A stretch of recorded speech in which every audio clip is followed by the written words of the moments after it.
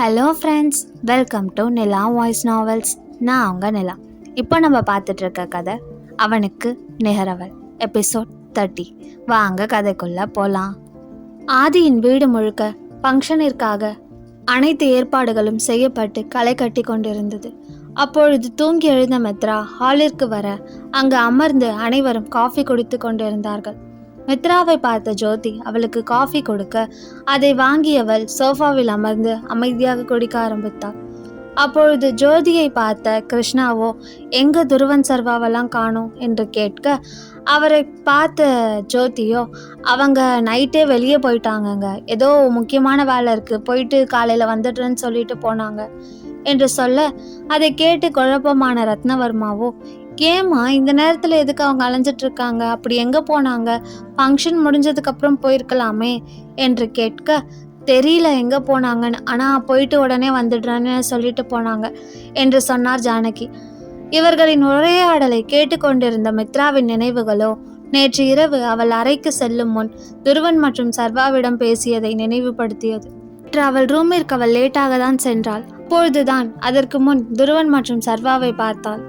அவர்களோ சோகத்திலும் குழப்பத்திலும் நின்றிருக்க, அவர்களின் முகத்தில் இருந்த குழப்பத்தை பார்த்த மித்ராவோ அவர்களிடம் சென்று, என்னாச்சுன்னா, ஏன் ஒரு மாதிரி டென்ஷனாக இருக்கீங்க, ஏதாவது பிரச்சனையா என்று கேட்டாள்.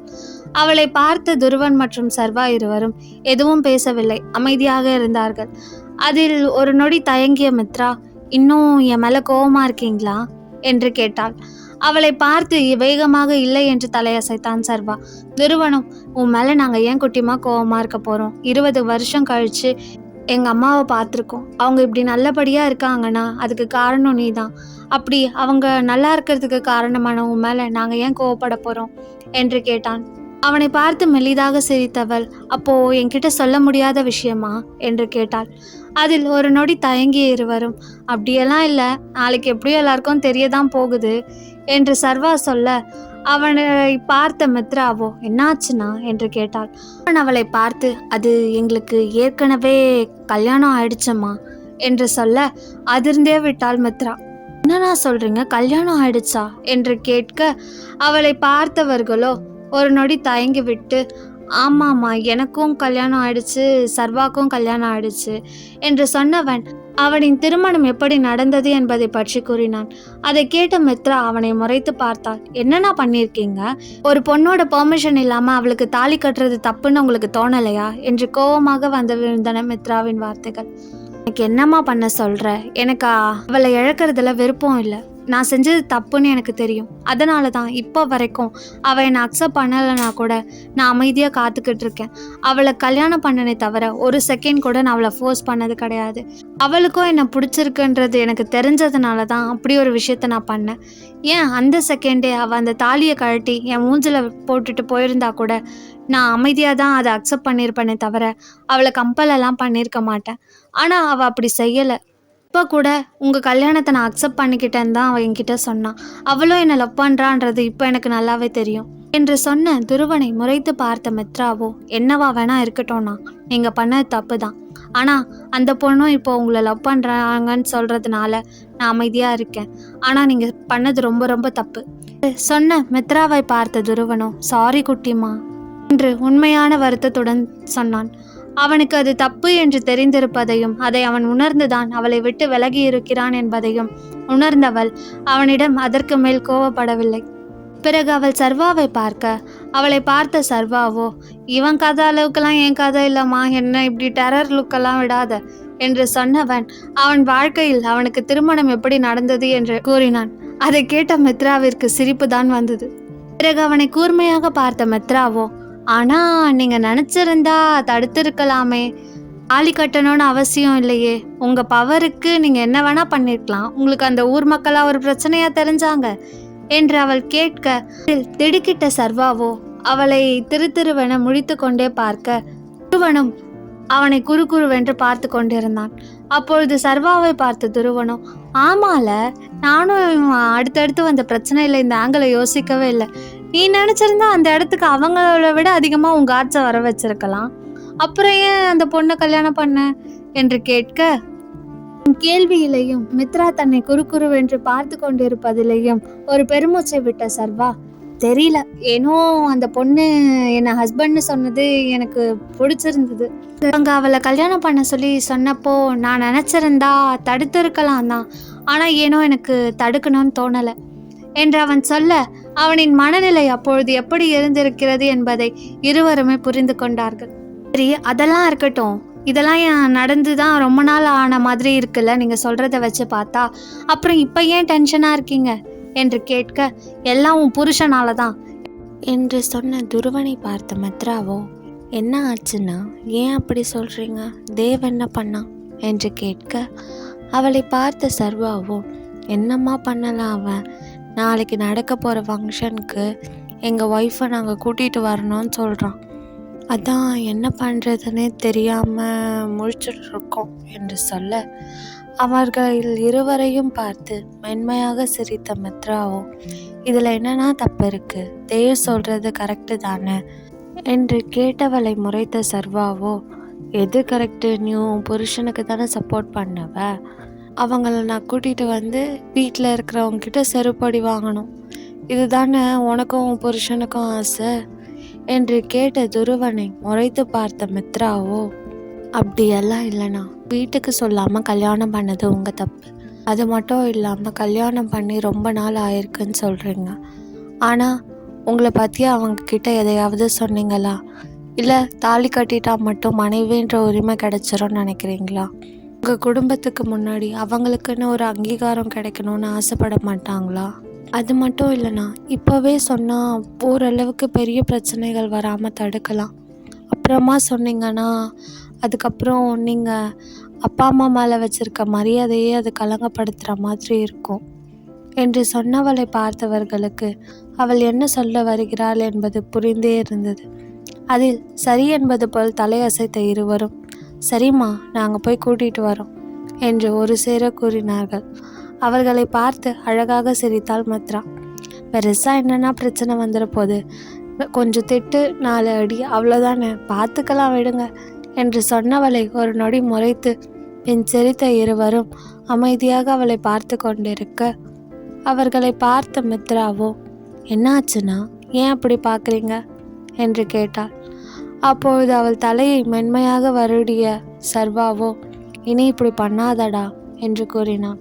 அவனை தொடர்ந்த துருவனும், இன்னொரு தடவை ஆதியை காயப்படுத்துகிற மாதிரி எதுவும் பண்ணாதடா என்று சொல்ல, எங்களுக்கு நல்லாவே தெரியும், இப்போ கூட அவன் உன் மேலே கோபமாக தான் இருப்பான், அவன் கோபம் நியாயமானது, அதுக்கு நீ கொஞ்சம் டைம் கொடு, அவனே சரியாயிடுவான், அவன் உன் மேலே கோபமாக இருக்கானே தவிர நிச்சயம் உன்னை வெறுத்திருக்க மாட்டான், அதனால் நீ இதை நினச்சி தேவையில்லாமல் ஃபீல் பண்ணாத, எப்பவும் போல சந்தோஷமாக இரு என்று சொன்னவன் அவளின் தலையை வருடி கொடுக்க, அவர்கள் இருவரையும் ஒரு நொடி பார்த்த மித்ராவோ, இப்போ சொல்கிறேன்னா இனி என்ன ஆனாலும் சரி, என் தேவ நான் காயப்படுத்த மாட்டேன், இது உங்கள் 2 பேருக்கும் நான் கொடுக்குற ப்ராமிஸ் என்று சொன்னவளை பார்த்து துருவன் மற்றும் சர்வா இருவரும் மென்மையாக சிரித்தார்கள். பிறகு அவளிடம் தாங்கள் சென்று அவர்களை அழைத்து வருவதாக கூறிவிட்டு அங்கிருந்து சென்றார்கள். அதன் பிறகுதான் மித்ரா ரூமிற்கு சென்றாள். இதையெல்லாம் நினைத்து கொண்டு அமர்ந்திருந்த மித்ராவிற்கு அவர்கள் இருவரும் இங்கு அவர்கள் மனைவியை அழைத்து வந்தால் என்ன நடக்கும் என்று யோசனையாக இருந்தது. அப்பொழுது அங்கு ஃபோன் பேசிக்கொண்டே வந்தான் ஆதி. பிறகு காலை கட் செய்து விட்டு ரத்னவர்மாவை பார்த்த ஆதி, எல்லா அரேஞ்ச்மெண்ட்ஸும் முடிஞ்சிச்சு, உங்களுக்கு வேறு ஏதாவது செய்யணும்னு தோணுச்சுன்னா ஒரு தடவை எல்லாத்தையும் செக் பண்ணிவிட்டு அவங்கக்கிட்ட சொன்னீங்கன்னா செஞ்சு கொடுத்துருவாங்க என்று ரத்னவர்மாவிடம் பேசிக்கொண்டே சோஃபாவில் அமர்ந்தான் ஆதி. பொழுது வேகமாக மித்ராவிடம் ஓடி வந்த அம்ரு, அண்ணிமா, இன்னைக்கு ஈவினிங் ஃபங்க்ஷன் நடக்குதுல்ல, நம்ம ஏன் ஷாப்பிங் போய் ஏதாவது ட்ரெஸ் வாங்கிட்டு வரக்கூடாது என்று கேட்க, ஒரு நொடி யோசித்த மித்ரா அப்பொழுது ஆதியின் கணீர் என்ற குரல் கேட்டது.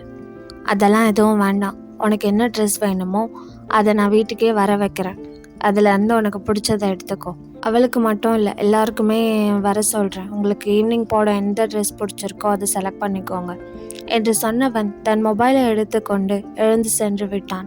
அதை கேட்ட அம்ருவோ, ஆதி என்ன இவ்வளோ நேரம் இங்கேயா இருந்தாரு என்று அதிர்ச்சியுடனே கேட்க, அங்கிருந்தவர்கள் அனைவரும் அவளை தான் விசித்திரமாக பார்த்தார்கள். பிறகு அவளை பார்த்த மித்ராவோ, ஏன் நீ வரும்போது உங்க அண்ணனை பார்க்கலையா என்று கேட்க, அவளை பார்த்து இல்லை என்று தலையசைத்த அம்ரு, இல்ல அனிமா, நான் பார்க்கல. அதை கேட்டு மித்ராவுடன் சேர்த்து அனைவரும் அவளை முறைத்து பார்த்து கொண்டிருந்தார்கள். பின்னே முறைக்க மாட்டார்களா? 6 அடியில் கம்பீரமாக அமர்ந்திருப்பவன் என் கண்ணுக்கு தெரியவில்லை என்று சொல்கிறாளே.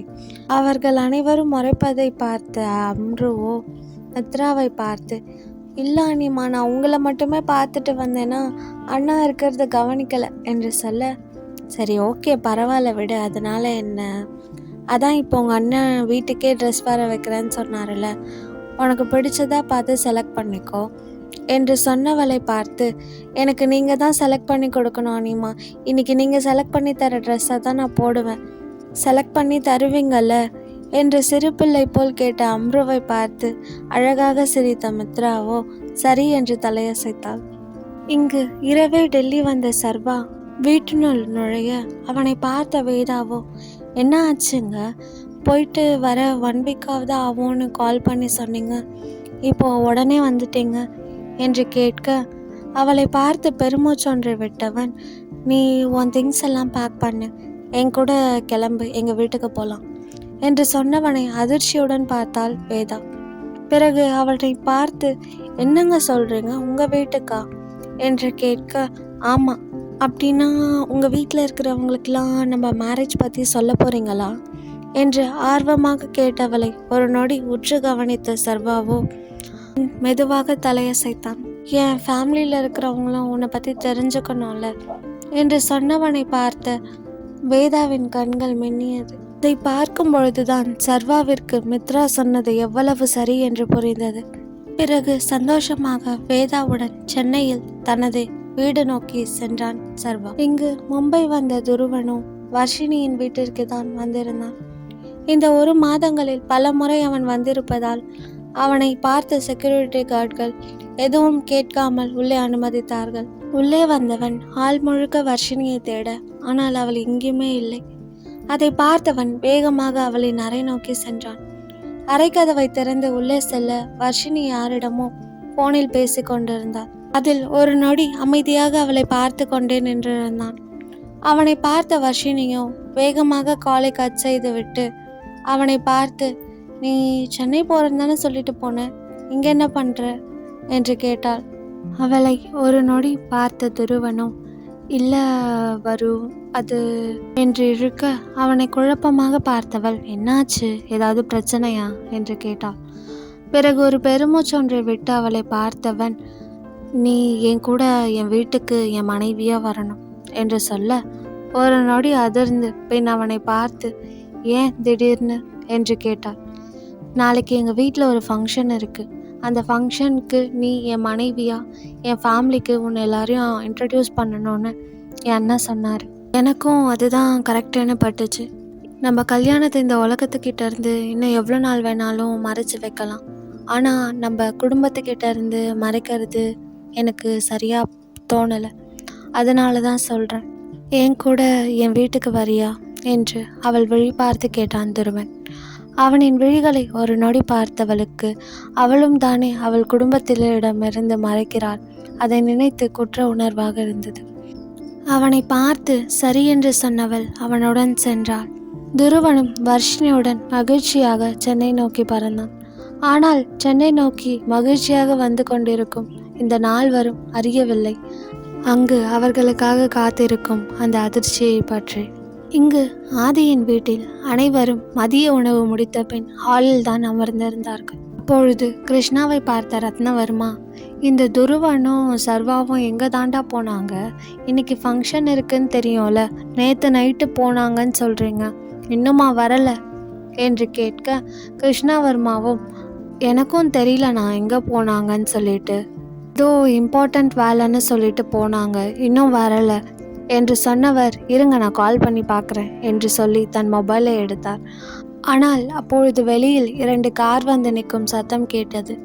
முதல் காரிலிருந்து இறங்கினான் துருவன். இரண்டாவது காரிலிருந்து இறங்கினான் சர்வா. இருவரும் ஒரே நேரத்தில் வந்திருந்தார்கள். எல்லாம் அவர்கள் பேசி வைத்ததுதான்.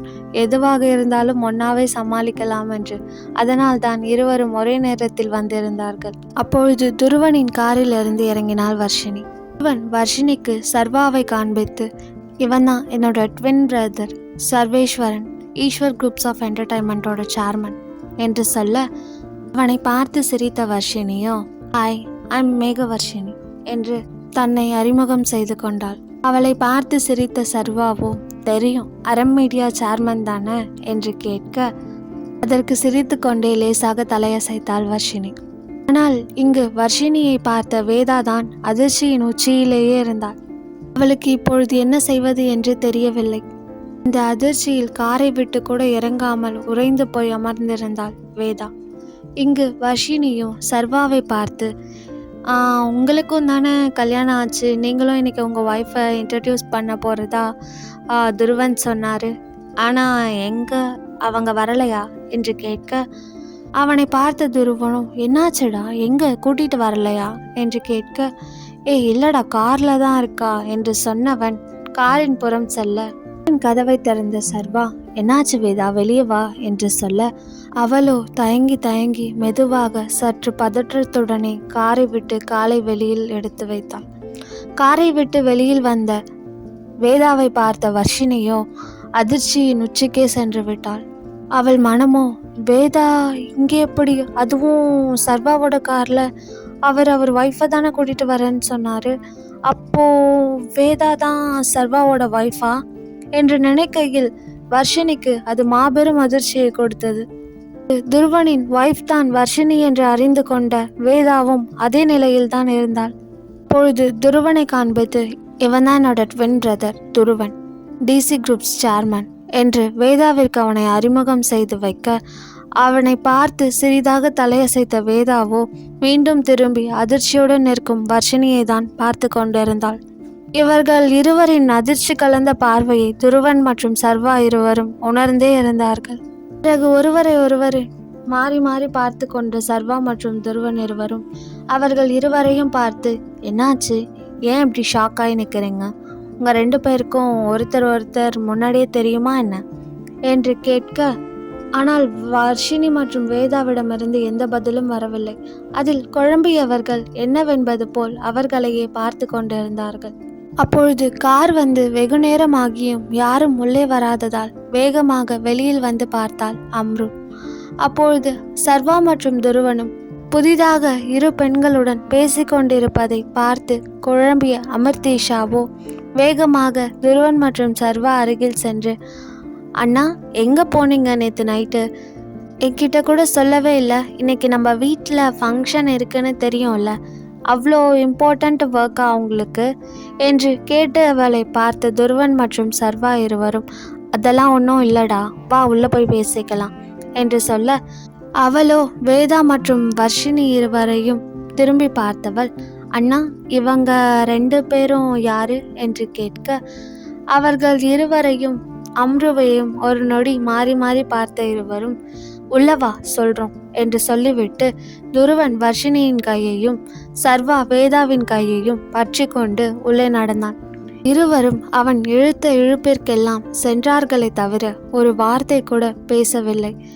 வர்ஷினிக்கு சர்வாவின் மனைவியாய் வேதாவை இங்கு பார்த்த அதிர்ச்சியும், வேதாவிற்கு துருவனின் மனைவியாய் வர்ஷினியை இங்கு பார்த்த அதிர்ச்சியும் அவர்கள் இருவருக்குள்ளும் மாபெரும் கலக்கத்தை கொடுத்திருந்தது. அதனால் குனிந்த தலை நிமிராமல் அவர்கள் இழுத்த இழுப்பிற்கு அமைதியாக சென்று கொண்டிருந்தார்கள். இதுநாள் வரையில் எந்த ஒரு பெண்ணையும் திரும்பி கூட பார்க்காத தன் அண்ணன்கள் இருவரும் இன்று புதிதாக வந்த இரு பெண்களை கைகளை பிடித்து அழைத்து செல்வதை பார்த்த அம்ருவிற்கோ ஏதோ புரிவது போல் இருந்தது. அதில் நடந்து செல்லும் அவர்கள் நால்வரையும் அதிர்ச்சியுடன் பார்த்து கொண்டு நின்றிருந்தாள் அம்ரு. அவள் மனதிலோ, எனக்கு புதுசா 2 அண்ணி கிடைச்சிட்டாங்க போலையே என்றுதான் தோன்றியது. பிறகு அவர்களுடன் தானும் உள்ளே சென்றாள். வேதா மற்றும் வர்ஷினி இருவரும் ஒருவரை ஒருவர் பார்த்து கொண்டு அதிர்ச்சியில் இருந்ததை பார்த்து விதி சிரித்தது. இதற்கே இப்படியா என்று. வர்ஷினி மற்றும் வேதா இருவரும் எதற்காக அதிர்ச்சி அடைந்தார்கள்? அவர்களை ஒருவரை ஒருவர் அவர்களுக்கு முன்பே தெரியுமா?